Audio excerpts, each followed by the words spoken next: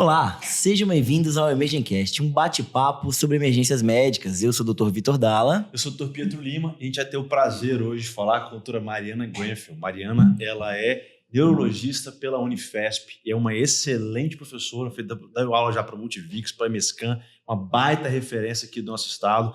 Doutora Mariana, a gente agradece demais a sua presença aqui, muito obrigado por aceitar o nosso convite e vamos porque esse bate-papo promete, né? Vamos, eu que agradeço a oportunidade e eu tô doida para falar com vocês.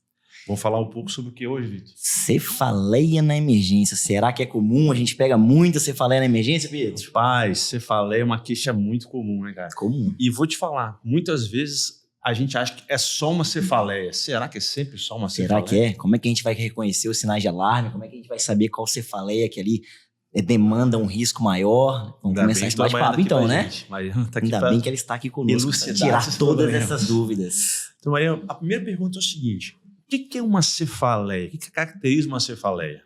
Então, vamos deixar a cefaleia uma coisa muito fácil, que é esse meu objetivo aqui hoje, desmistificar a cefaleia. Cefaleia é dor de cabeça. E aí a dor de cabeça a gente pode ter inúmeras causas. Por exemplo, na dengue, a gente tem uma dor de cabeça, mialgia, tem febre. Essa dor de cabeça é uma cefaleia. Mas a gente pode ter cefaleias primárias, por exemplo, a enxaqueca, que é uma cefaleia muito conhecida, que é muito incapacitante, também é uma cefaleia. Então, cefaleia é toda e qualquer dor de cabeça, independente da causa. Pode ser primária ou pode ser secundária, como, por exemplo, numa doença sistêmica, como o dengue, que eu falei agora. Poxa, de bola. A gente vê quando a gente vai estudar um pouco sobre cefaleia, Vitor, acho que tem até os estudantes que acompanham a gente, vai ter um pouco de dúvida, né? Porque tem cefaleia, tem migrânia, tem enxaqueca com aura, sem aura, dá uma embolada, né? Dá uma embolada. E a gente, pro âmbito da emergência aqui, é importante a gente pensar naquela questão dos sinais de alarme, né? Então vamos começar caracterizando as cefaleias primárias? Bora. Vamos? Então vamos lá. Quais são as primárias, as mais frequentes que a gente encontra na nossa prática clínica? Se a gente for entrar no mundo das cefaleias, a gente pode ficar aqui 3 horas e dias haja falando, podcast, né? haja podcast falando sobre cefaleias. Nós temos uma classificação internacional das cefaleias, que é um livro que tem em PDF disponível até no Google. A gente pode depois deixar aí o endereço para o pessoal acessar, que é gratuito, onde eles descrevem a classificação dessas cefaleias e como são os sinais e sintomas mais comuns para a gente fazer esses diagnósticos. Isso é interessante porque ajuda a diferenciar uma cefaleia primária de uma cefaleia secundária. Só que tem uma pegadinha aí nessa classificação. Sempre no último item da classificação, então a gente pode ter as características principais daquele tipo de cefaleia, e lá no último item, como uma pegadinha que eu costumo dizer para os alunos, está lá, não atribuível a outro transtorno. Aí ele mata a gente. Porque qualquer dor de cabeça, a gente vai ter que sempre pesar. É uma dor de cabeça com características enxaquecosas, por exemplo, mas será que ela pode ser atribuível a outro transtorno? E aí a gente vai pensar se isso está indo de acordo à evolução, se tem história familiar, se não tem, e se pode ser outra coisa. E aí como é que a gente faz essa diferenciação? Então, por exemplo, eu vou começar com uma enxaqueca, bem rapidamente falando. A enxaqueca é uma cefaleia primária e ela não é a mais comum. A cefaleia primária mais comum é a cefaleia tensional, só que a enxaqueca, por ser incapacitante e ela socialmente tira as pessoas do trabalho, causa esse absenteísmo, causa um impacto muito grande na qualidade de vida diária, é uma dor de cabeça que a gente discute mais. E aí a enxaqueca, você tem lá os fatores, os critérios para você dizer se é ou não é. Mas normalmente ela é unilateral, pulsátil ou latejante, ela é incapacitante, então piora com as atividades físicas rotineiras. Precisa ter todos esses critérios? Nem sempre. Aí precisa ter, além desses critérios, de moderada a forte intensidade, pode ter fono e fotofobia, náuseas e vômitos. Aí tem que ter pelo menos 5 crises. Né? E aí até que esses dias para trás lançou-se em maio uma campanha da Sociedade Brasileira de Cefaleia sobre que 3 crises, 3 a gente coloca assim, foram o slogan 3 é demais. Se 3 crises por mês, por mais de 3 meses, já é o suficiente para você procurar um neurologista. Não necessariamente isso é uma cefaleia secundária, mas pode ser uma cefaleia primária, como a enxaqueca, que precisa de uma investigação, às vezes complementar ou não, mas um tratamento adequado para não cronificar. E aí a gente tem todos esses critérios, e aí preenche. Aí você vai perguntar para o paciente, você tem história familiar de enxaqueca, tem mais alguém que você já sentiu essa dor antes? E às vezes o paciente vem no pronto-socorro com uma dor mais intensa, uma complicação às vezes da enxaqueca, que a gente chama estado de mal enxaquecoso, que é quando essa dor ela dura mais que 72 horas. Só que quando você vai perguntar para o paciente lá se ele já tinha dor de cabeça antes, ele vai falar, desse jeito eu nunca tive, doutor. Mas assim, qual é a diferença então? Que essa é a pergunta-chave, porque normalmente não é o caráter, não é a mudança do padrão, normalmente é a mudança da intensidade. Então, a intensidade foi maior dessa vez. Quando a gente tem mudança de padrão, isso é um sinal de alarme que a gente tem que ficar atento e verificar se precisa de investigação. Quando a gente não tem, se for só intensidade, a gente pode examinar esse paciente todo, fazer um exame neurológico básico, clínico geral. Se a gente não tiver nenhum sinal clínico neurológico de alarme, rigidez de nuca, outros sinais que podem chamar a atenção, febre, algum sinal localizatório, por exemplo, como uma hemiparesia, uma hipoestesia, uma alteração de sensibilidade, a gente pode medicá-lo e ver como ele vai evoluindo. Se ele se torna refratário à medicação, mesmo no pronto-socorro, esse paciente a gente também já vai investigar, porque a refratariedade ao tratamento ela já é um outro sintoma e fator de alarme. O que chama a atenção é que, em grande parte das vezes, é realmente um estado de mal enxaquecoso. Algumas vezes a gente vai precisar internar esse paciente, outras vezes a gente vai conseguir resolver na própria emergência. Acontece que algumas dores de cabeça elas podem ser muito parecidas com a enxaqueca. E a gente tem lá nesse livro da classificação internacional que eu estou trazendo mastigado para vocês. E aí, quais as duas dores de cabeça que são secundárias, que é o pulo do gato, que a gente precisa ficar atento, que mimetizam a enxaqueca? Uma é a trombose venosa cerebral, que é muito comum, mais comum em mulher, que pode estar relacionada ao uso do anticoncepcional, o hormônio, puerpério, gravidez, cirurgia. Às vezes tem um fator de precipitação como uma trombofilia, alguma outra, um distúrbio genético que precipita favorecimento de trombo, e pode ser uma dor muito semelhante com as características da enxaqueca, inclusive numa paciente que já tinha enxaqueca antes, porque você não precisa ter só uma dor de cabeça, você pode ter mais do que uma. E aí você tem que ficar atento, porque essa paciente ela não vai melhorar a dor. Então, a refratariedade aí é uma das coisas importantes.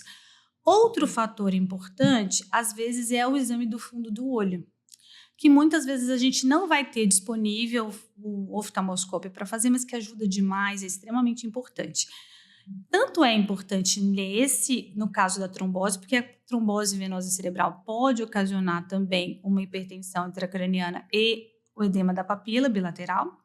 Outra coisa que acontece muito também é a crise convulsiva nesses casos de trombose. É muito comum crise convulsiva nesse caso. Mas às vezes não vai chegar para você com todos esses sintomas. Vai ser só uma dor de cabeça com uma mudança de intensidade muito mais forte do que o comum, um padrão de enxaqueca, com características enxaquecosas. Uma paciente que talvez já tivesse, mas aí você tem que ficar atento em relação à refratariedade. Então, refratário, interna. Faz a investigação, pede exame de imagem. A outra coisa que o fundo de olho ajuda e que é outra dor de cabeça que mimetiza, que pode ser muito semelhante à enxaqueca, é a hipertensão intracraniana idiopática, que era antigamente chamada de pseudotumor cerebral, que acontece mais também em mulheres, normalmente mulheres com sobrepeso ou obesas, que têm características de dor de cabeça muito semelhantes também à enxaqueca, que aumentam a pressão intracraniana, mas que não tem um efeito de massa, não tem uma lesão ali dentro do crânio que provoca essa hipertensão.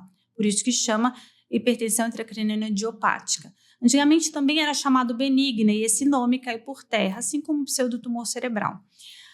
Esses pacientes têm, tipicamente, um edema de papila no fundo de olho. Então, o fundoscópio aí, na emergência, é muito importante. Se você não tem, é a mesma coisa da trombose. A dor está refratária, a gente vai internar e vai investigar.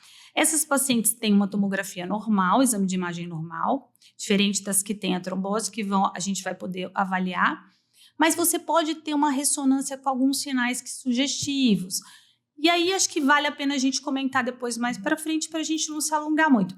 E o fator diagnóstico importante é o exame do líquor, né, do líquido cefalorraquidiano com a medida da pressão, que é mais um fator que corrobora esse diagnóstico. Então vejam que a gente só falou aí, comparei uma cefaleia primária muito frequente, que é a enxaqueca, com 2 cefaleias secundárias, que são menos frequentes, mas muito importantes, porque são mimetizadas e podem ter uma sintomatologia muito parecida com a enxaqueca.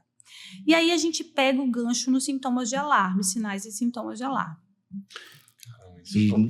Que aula já, né? Só vamos ficar quietinho aqui só aprendendo, né, Pietro? Graças a Deus. Tá bom. Bom demais.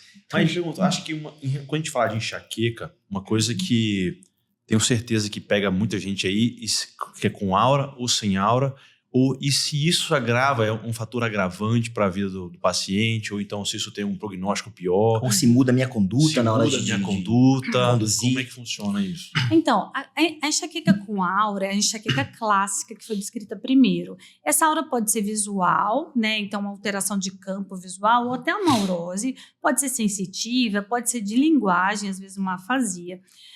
Mas o que muda, e a enxaqueca sem aura é a mais comum até, ela não é a clássica, mas ela é a mais comum. O que muda de fato é a incapacidade, porque imagina que com aura é muito mais incapacitante. Você está dirigindo, de repente você tem uma dor de cabeça, e a aura ela pode preceder a dor, então você pode simplesmente ficar neurótico, né? É um quadro de um evento súbito, assim, não é? Vai começando, mas é uma coisa rápida, né? De instalação muito rápida. Mas a pessoa que tem isso pela primeira vez, isso causa um impacto. Bom, estou ficando cego, perdi um campo visual, o que está acontecendo comigo? É mais em relação a essa incapacidade. Faz diferença na hora da gente determinar o tratamento, não pelo medicamento que a gente vai usar necessariamente, mas simplesmente pela quantidade de crises que a gente vai ter para a gente definir a necessidade de um tratamento profilático, né, preventivo. Porque na enxaqueca sem aura, a gente, se os episódios são não tão incapacitantes, nem todos levam ao pronto-socorro, a gente tem algumas classificações, que pode ser episódica frequente, episódica infrequente, crônica. Então, se a gente tem menos de 3 crises por mês, a gente pode considerar o tratamento só abortivo da dor, naquela hora da dor, e não necessariamente o profilático. Lógico que isso é individualizado, porque se você tem menos que 3 crises por mês, mas as suas crises são muito incapacitantes, você vai tratar como profilaxia. E na aura, não. Se você tem uma crise com aura, você já vai fazer profilaxia. Você não vai ficar esperando ter 3, porque você não consegue mesmo desempenhar o seu papel, a sua atividade de qualidade de vida é muito impactada. Então, essa é a diferença mais básica em relação à condução desses casos. Quando a gente tem uma aura de linguagem, que é a afasia, por exemplo, ou uma disfasia, esses pacientes normalmente a gente acaba investigando para ver se não tem uma outra coisa, porque também impacta, né? Então, geralmente os pacientes com enxaqueca, eles têm esse medo, porque é uma dor, como é uma dor incapacitante de forte a moderada, de moderada a forte intensidade, eles têm medo de ser um tumor, de ser um aneurisma. Eles querem, às vezes, um exame de imagem, que nem sempre é necessário. Nos dias de hoje, muito difícil, às vezes, a gente ter essa conversa com os pacientes, mas que é necessário. Então, de acalmar o paciente, falar, olha, isso está dentro do quadro de uma enxaqueca. Então, não necessariamente a gente precisa fazer a investigação, mas quando a gente tem uma aura de linguagem, a gente acaba fazendo. Perfeito. Coisa interessante que eu acho que quando a gente vamos voltar lá pra ponta de lança lá, né? Pro colega que tá ouvindo a gente e tá lá atendendo a cefaleia. Eu acho que o grande questionamento que fica é quando que eu vou pedir uma tomografia. Eu acho que é a dúvida de todo mundo que tá lá na porta. Cheguei uma cefaleia, caramba, quando eu vou pedir tomografia para uma cefaleia que eu tô atendendo? Essa então, merece ou não merece? Exatamente. Eu acho que a gente tem várias coisas a ser consideradas aqui, sabe? Porque a gente vive hoje uma medicina muito difícil em termos de processo também. Sim. Eu acho que não tem aquela máxima, na dúvida, não ultrapasse? Uhum. Na dúvida, faça uma tomografia. É melhor você pedir. Se você não tem uma contraindicação, porque pode ser que você faça sem contraste, que seja... É melhor você pedir e pecar pelo excesso, porque é um exame que vai ter muito pouco prejuízo ou nenhum prejuízo para o paciente. se não for com sedação e tal, do que você deixar de pedir e você correr o risco de perder algum diagnóstico. No entanto, nem sempre é preciso. E eu acho que vale a pena a gente conversar aqui em termos técnicos de quando é que a gente pede ou não pede. Eu acho que a gente não precisa entrar em embate nunca com o paciente, não vale a pena, eu acho que não. Ele precisa ser acolhido, ele também está com essa dúvida, como eu te falei, às vezes é uma dor tão forte e diferente até do que ele vem sentindo, que ele fica muito inseguro. Ele, né, ficaria mais tranquilo se ele fizesse um exame e visse que não tem. Mas, basicamente, quando a gente tem os sintomas e os sinais de alarme, a gente deve investigar. Que é uma cefaleia mais forte da vida, que é aquela pior cefaleia da vida, que isso é bem relativo. Uma cefaleia de início recente, então uma cefaleia nova. Mudança de padrão da dor, então a dor vinha de um jeito e agora mudou. Refratariedade do tratamento, então você vinha tratando com o paciente e agora ele não está melhorando, não está respondendo aos remédios que você está fazendo de forma correta. Cefaleia com sintomas sistêmicos, como febre, rebaixamento de nível de consciência, algum sinal focal neurológico, rigidez de nuca. Então, esses sintomas com cefaleia sempre têm que ser investigados. Cefaleia nova, maior, em pacientes maiores que 50 anos de idade, então a gente também sempre vai investigar. Tem mais alguns que eu acho que vão ser particulares, muito particulares à medida que vão acontecendo dentro de, por exemplo, em pacientes oncológicos, em pacientes imunossuprimidos, em pacientes HIV positivos, em pacientes que têm doenças reumatológicas e usam medicamentos imunossupressores. Esses pacientes são mais uma condição mais particular, que talvez não chegue tanto no pronto-socorro, que vai ter um médico assistente, mas que é bom saber que esses pacientes a gente sempre vai pedir. E líquor? Excelente. E líquor?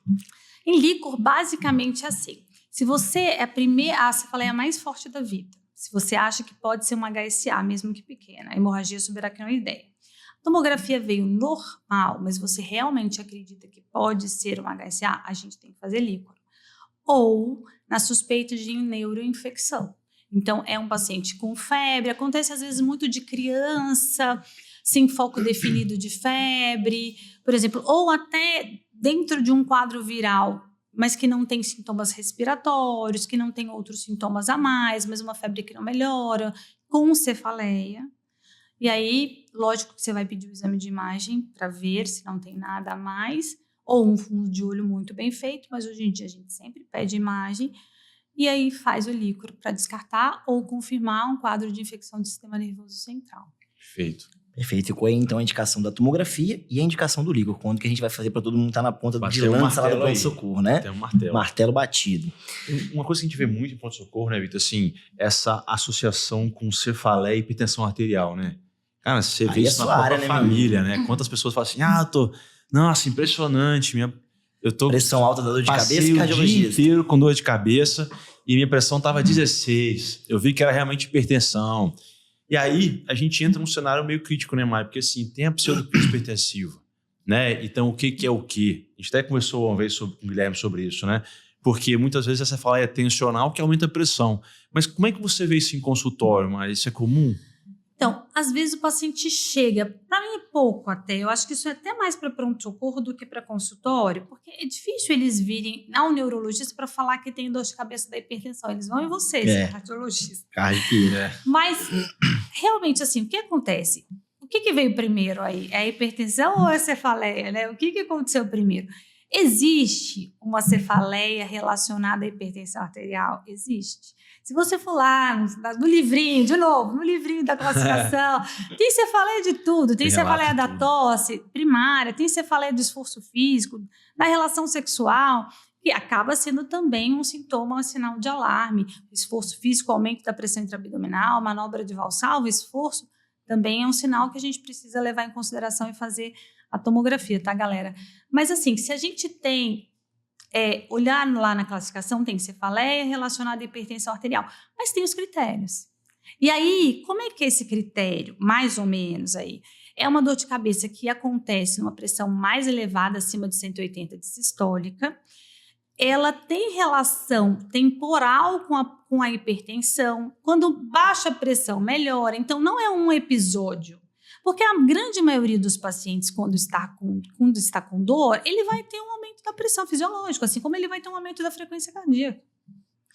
Então, não dá para atribuir isso à pressão, e isso que está errado. E aí eu vou contar um caso, se vocês me permitirem. Com certeza, ó. Uma história. Esse caso me marcou muito, eu acho que ilustra muito bem essa situação, essa pergunta que a gente está conversando.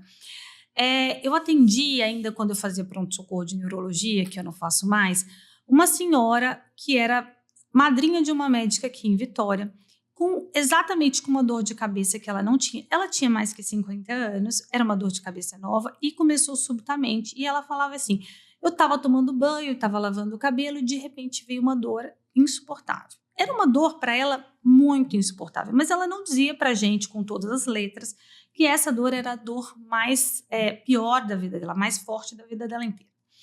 Só que ela não tinha convênio de saúde, na época não tinha nenhuma seguradora, ela foi ao pronto-socorro, ela terminou o banho, estava muito difícil, o marido a levou num pronto atendimento aqui, eles aferiram a pressão dela estava alta na hora, eles a trataram com antihipertensivo e deram algum remédio para dor que eu não lembro qual. Ela fala comigo que aliviou um pouco, mas ela continuou com dor. Ela estava consciente, ela não teve crise convulsiva, ela não teve rebaixamento de nível de consciência em nenhum momento. Essa paciente, eles liberaram para casa, ficou bastante horas no pronto-socorro, no PA, até que melhorou a pressão, foi para casa. Isso recorreu em 4 PAs. Pensa, durante vários dias, ela foi em vários pronto-atendimentos diferentes, pelo mesmo motivo, e todos falavam para ela que a causa da dor de cabeça dela era a hipertensão arterial. E aí, que tal o problema? Como uma paciente que nem tinha pressão arterial antes, hipertensão, uma paciente com uma dor de cabeça nova, que é acima dos 50 anos, em qual momento que ninguém colocou a mão nessa paciente? Porque realmente, de exame físico, a única coisa quando ela chegou para mim que ela tinha de alterado era uma rigidez de nuca brutal. Nossa. Quando eu a examinei, ela não tinha nenhum sinal focal, ela não tinha nenhuma alteração outra neurológica que não fosse realmente a rigidez de nuca, e eu sabia que aquilo era uma hemorragia subaracnoideia. E aí ela foi fazer a tomografia, ela pagou uma consulta na época, num pronto-socorro que eu estava atendendo como neurologista. Ela fez a tomografia que já evidenciou a HSA. Era uma ruptura de um aneurisma. Tinha quantos dias do ictus que ela começou? Já tinha uns 4 ou 5 dias. Já estava entrando em vasoespasmo, já no risco crítico, né? Mas ela teve uma sorte que foi pequeno. Sim. E aí a gente conseguiu aqui na época transferi-la via SAMU para um hospital de referência. Ela tratou, ela ficou bem.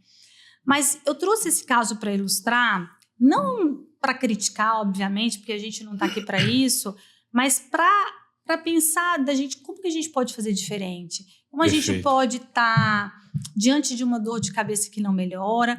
Como a gente vai relacionar essa dor de cabeça à hipertensão? Isso é uma exceção. E como eu estou dizendo para vocês, lá no último critério da classificação vai estar lá escrito, não atribuível a outros transtornos. Então, para eu dizer, para eu afirmar que é uma cefaleia da hipertensão arterial, preciso excluir tudo. Ainda mais um paciente que é acima de 50 anos. Então, a gente tem que ficar ligado para isso. A hipertensão é uma resposta fisiológica à dor. Então, a grande maioria dos pacientes que vão estar hipertensos no momento da cefaleia é a resposta fisiológica, e não o contrário. Perfeito. Excelente. Perfeito. Impressionante pegar HSA, você nunca espera rigidez de nuca, né? Não é uma coisa tão clássica. Acaba esperando algumas vezes, né? Irritação no final, sangramento. E ela já tinha uns dias, assim, não era super agudo. Quando eu a vi, também já tinha uns dias. Mas eu perguntei para ela ativamente até se ela tinha sido, se alguém tinha visto, né, examinada a rigidez. Ela tinha sido examinada, mas ninguém tinha visto, assim, ninguém tinha examinado a rigidez, sinais meningos, pesquisa de sinais meningos. Ninguém tinha avaliado com os olhos da neurologista, né? Os olhos do neurologista. Mas isso é uma dica que é muito simples, porque eu falei aqui, poxa, exame de fundo de olho... É mais fácil de fazer do que um rigidez de nuca. Não é? Não é super fácil, não preciso de instrumento médico, preciso da nossa mão. Exato. Perfeito. Excelente. E vamos então passar por uma das cefaleias icônicas que a gente tem no pronto-socorro, a cefaleia em salvas, né? Que ela é bem característica, ela foge um pouquinho das cefaleias que geralmente é de mulher, a cefaleia em salvas já muda um pouquinho. O que a gente tem para falar? É comum? Como é que a gente aborda isso? Tem mudança no tratamento? Como é que a gente aborda isso? A cefaleia em salvas, ela é rara, é uma condição rara. E é mais comum em homem, tem relação com libação alcoólica, né? Ela vem em surtos, em períodos, então às vezes ficam 2 meses com crises e ficam alguns meses sem crises. Uma cefaleia que dura de 30 a 180 minutos, vem várias vezes, mas ela é excruciante. E aí uma característica importante é que ela está relacionada aos sintomas trigêmeos autonômicos. Não só a cefaleia em salvas, aí a gente tem outras cefaleias trigêmeo autonômicas e que o tratamento é diferente. E aí o que muda, às vezes, é o tempo da duração da crise e o número de crises que esse paciente vai ter. Mas a salva dentro dessas cefaleias trigêmeo autonômicas, ela é a mais comum, embora seja rara. É uma dor que normalmente acontece na região orbitária, periorbitária, região temporal, de caráter muito agudo, tipo um choque, e ela vem associada com esses fatores trigêmeo autonômicos que aí ajuda nessa questão do diagnóstico. Que às vezes é hiperemia conjuntival, edema, engurgitamento da pálpebra, rinorreia, tudo ipsilateral à dor. Às vezes pode fazer uma síndrome de Horner. Então, esse é um dos fatores que a gente utiliza. No pronto-socorro, esse paciente vai melhorar com oxigênio. A gente sabe também que pode ser feito o sumatriptano injetável. Agora não tem mais o intranasal, porque antigamente até pouco tempo tinha o intranasal, mas tiraram do mercado. Então, o sumatriptano é subcutâneo, então a gente pode fazer até os dois juntos. E o oxigênio com o paciente no pronto-socorro com uma relação do tórax para frente e o fluxo aumentado de oxigênio. E isso é um fator que vai melhorar. Se você faz o oxigênio e vê que melhora, muito provavelmente é salvas. Nossa. Né? E isso faz muita diferença para o paciente. E aí o tratamento depois profilático a gente faz com verapamil. E aí vai dosando vai vendo a dose de verapamil até ser eficaz no paciente do consultório. Excelente. Mas você falou sobre sumatriptano. Eu acho que uma dúvida muito frequente desse pessoal, dos colegas de pronto-socorro, é que muitas vezes mesmo o paciente chegou para mim com uma enxaqueca. Entendi que uma enxaqueca primária, vi que não tinha sinais, desde nunca não tinha, febre não tinha sinal focal. E aí, só que assim, como é que fica o manejo medicamentoso desse paciente? Começo anti-inflamatório no esteroidal dose baixa, eu posso associar um corticoide. Crise aguda, né? Crise aguda da enxaqueca. Então, olha, para crise aguda, sempre a gente vai tentar primeiro o analgésico comum, sempre. A gente pode até fazer junto o anti-inflamatório e o corticoide. Mas assim, se a gente for bem sistematizado na linha, vai depender lá da sua emergência como é que vai ser. Mas assim, é analgésico comum e aí normalmente a gente faz dipirona, né? Para os pacientes alérgicos isso é um complicador, porque aí a gente pula isso, a gente acaba não fazendo e a dipirona melhora alguns casos. Junto com isso, se o paciente tiver sintomas nauseosos, a gente pode fazer um antiemético e aí, preferencialmente, a metoclopramida tem um efeito que melhora também a dor de cabeça. No entanto, ela pode causar efeitos extrapiramidais no pronto-socorro. Aí vale, né, o histórico do paciente, se você vai fazer a metoclopramida. Normalmente eu faço dipirona, metoclopramida. Se precisar ainda mantiver dor, dentro de uns 30, 40 minutos depois que corre a medicação, anti-inflamatório, dexametasona. E aí ainda, se essa dor for refratária, essas medicações, a gente vai para clorpromazina. Há um tempo atrás, a gente fazia o haloperidol também. Mas aí a gente teve uma norma técnica da Anvisa que pediu para descontinuar o peridol intravenoso. Então, a gente intramuscular não é muito bacana de fazer, porque a absorção acaba sendo errática, não tem tanto impacto. Mas endovenoso a gente faz a clorpromazina, que é o Amplictil, né, que é uma medicação neuroléptica que ajuda muito na dor de cabeça nas enxaquecas. Se depois da clorpromazina, ainda assim essa paciente mantiver com dor, gente, é internação e investigação. Tá? Que aí, provavelmente é um estado de mal enxaquecoso ou é outro diagnóstico que a gente não está ali no pronto-socorro, a gente não vai conseguir detectar naquele momento. Mas grande parte dos pacientes vai melhorar antes de chegar a isso. Aí agora eu vou aproveitar e dar uma mensagem importante. Não façam opioide em enxaqueca. Eu já ia perguntar isso agora, só pra deixar esse corte maravilhoso. Pelo amor. Que ela já veio. De Deus. Eu já ia levantar a bola pra ela cortar agora já. Já que ela já foi, maravilha. Não faça opioide em enxaqueca. Não faça opioide. É a mensagem da aula, pessoal. Excelente. Não faça opioide. Então, a clorpromazina. A clorpromazina tem um detalhe, só para falar para vocês. Ela é extremamente hipotensora. Então, a gente não faz uma dose muito alta. Normalmente, eu costumo fazer meia ampola, mas diluída em 500 de fisiológico, porque aí faz um volumezinho melhor, se o paciente aguentar volume. E com ele correndo em 1 hora, com o paciente deitado, porque aí a gente evita a hipotensão. Porque às vezes você melhora a dor de cabeça, mas aí o paciente faz uma hipotensão postural, levanta, cai por hipotensão e aí pronto, complica tudo. Caramba. Excelente. Falar de cefaleia tensional um pouquinho agora, que a gente acho que a gente não falou tanto assim, né? Não entrou tanto no tema, né? Assim, sobre cefaleia tensional, eu acho que primeiro a gente lembra que cefaleia enxaquecosa, a enxaqueca ela é pulsátil. E aí entra, né, a crise de cefaleia tensional, seria aquela coisa mais que a gente chama até em cólica, né? Em cólica. Em aperto também, em peso, né? E aí, assim, localização, tem alguma diferença occipital ou craniana? Tem diferença, cara. E assim, normalmente a localização ajuda a gente, é um dos critérios, está lá na classificação de novo, a localização vai ajudar a gente a tentar discernir e separar, mas a gente tem que entender que às vezes, como eu falei já anteriormente, um paciente ele pode ter 2 tipos de dor de cabeça. Então, não é comum que o paciente enxaquecoso tenha enxaqueca tensional, né? E ele sabe diferenciar, bom, hoje essa dor de cabeça minha não é igual que eu tenho sempre. Eles costumam falar que a dor de cabeça tensional é aquela dor de cabeça normal.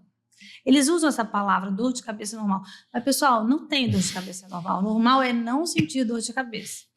E aí, esse paciente que tem a dor de cabeça tensional pode ser localizado na região occipital, ou holocraniana, ou na região parietal, e normalmente é uma dor de cabeça em peso ou em aperto. Tá? É o mais comum. É uma dor de cabeça que não é incapacitante.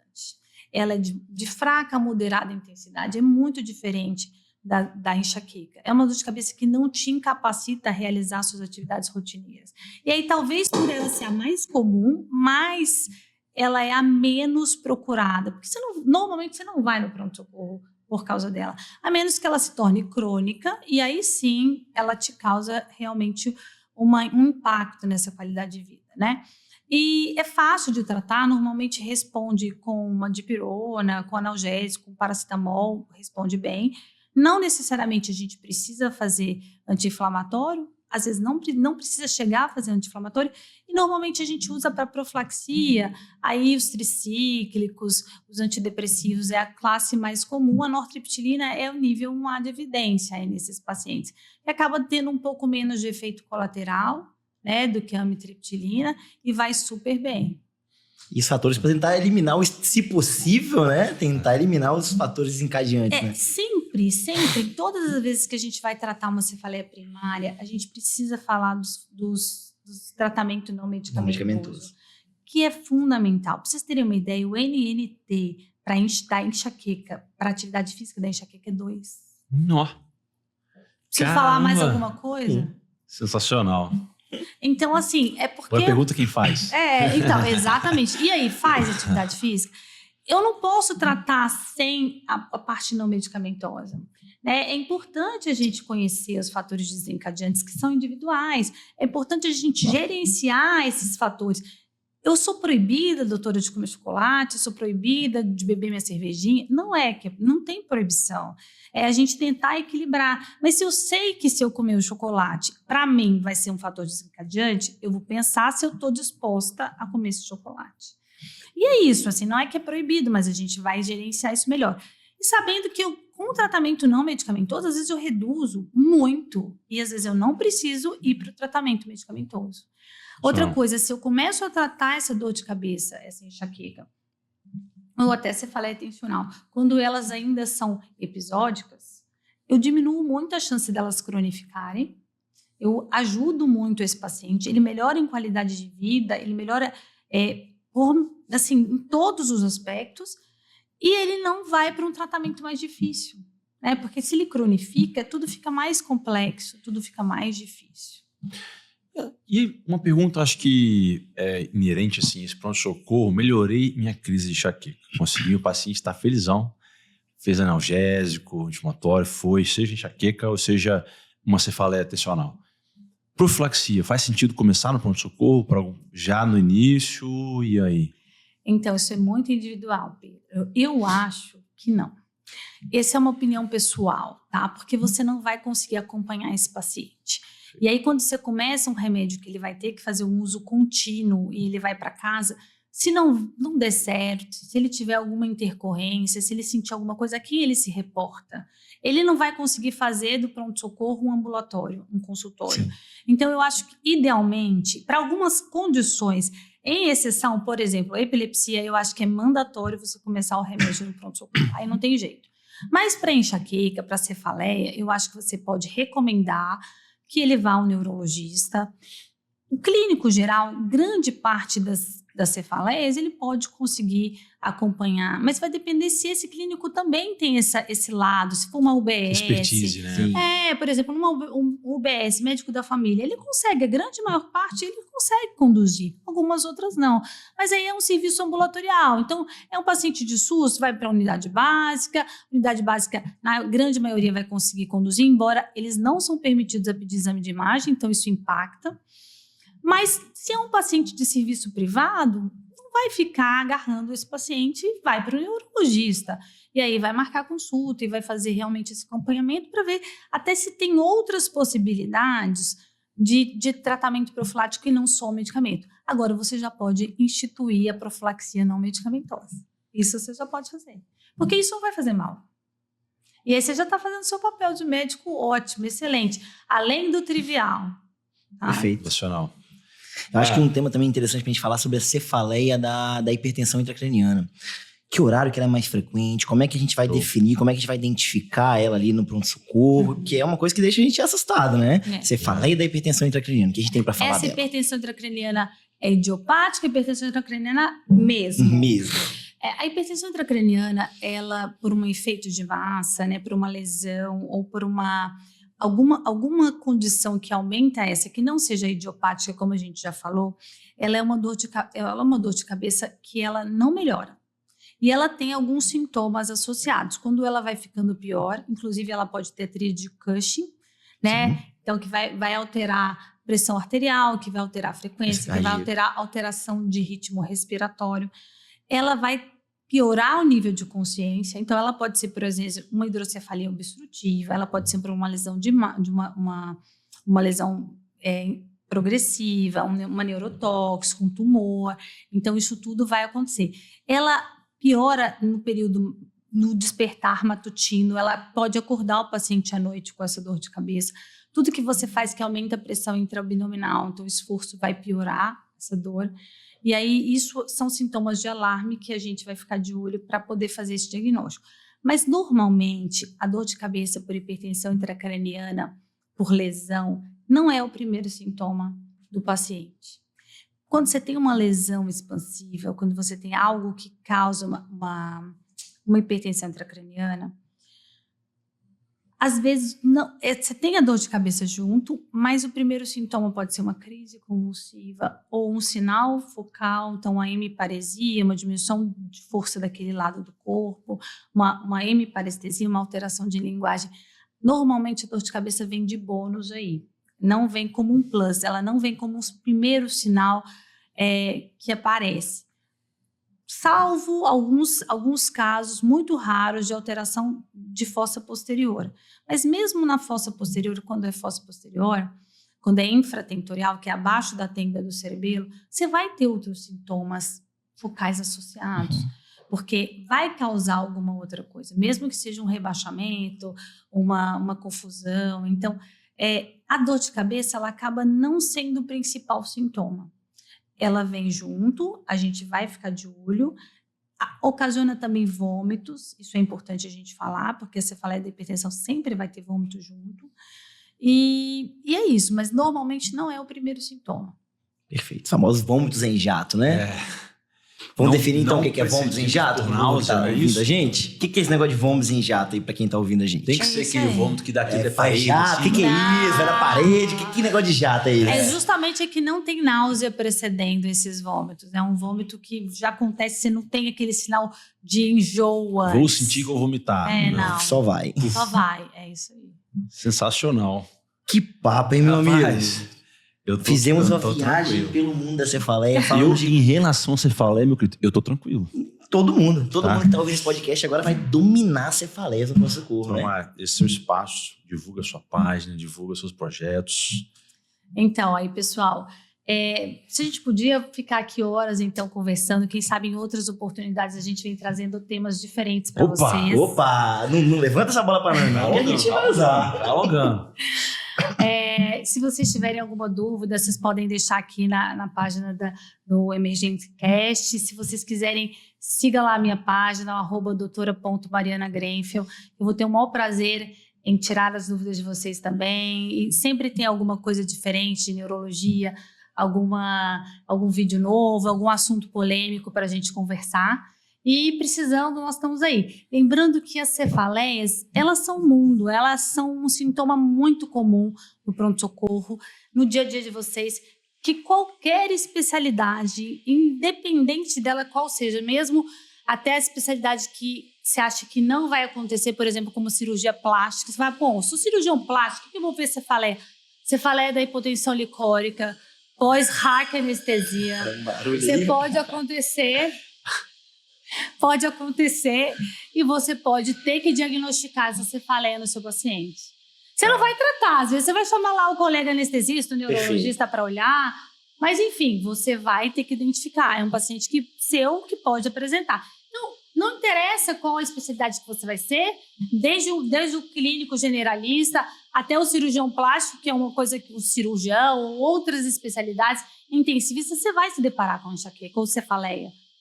Né? E pode ser na sua casa e você vai ter que saber lidar com isso. Então fica aí a dica e eu fico à disposição. Sensacional. É um prazerzão. Cara, Tomari, te agradece demais esse nosso convite. Espetacular. Assim, pô, eu acho que não poderia ser mais brilhante, né? Brilhante, espetacular. Caramba. Ó, pessoal, quem teve com a gente até aqui agora, cara, muito obrigado por estar com a gente aqui. É um prazer ter vocês acompanhando nossa página. Então, continue com a gente lá no Instagram, no Imagingcast, Spotify, Apple Podcast, YouTube. Se delicie aí, porque são vários episódios interessantes e pode continuar com a gente, porque tem muita coisa pela frente, né, Vitinho? Com certeza. Tá só começando. Tá começando. Rapaziada, forte abraço. Grande abraço. Até a Até próxima mais, aí. pessoal. Obrigado por tudo, viu? Obrigada a Obrigado. vocês Valeu pela mesmo, bom oportunidade. demais. Foi um ótimo convite. Que isso, Fico cara. feliz. Honra nossa. Até logo, até a Valeu, próxima. galera. Grande abraço. Valeu.